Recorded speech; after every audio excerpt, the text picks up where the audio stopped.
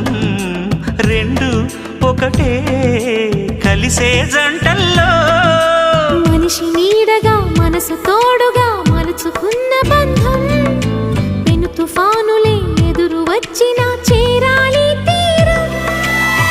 వారే వా ప్రేమ పౌరం వాలేదే ప్రణయ గోపురం.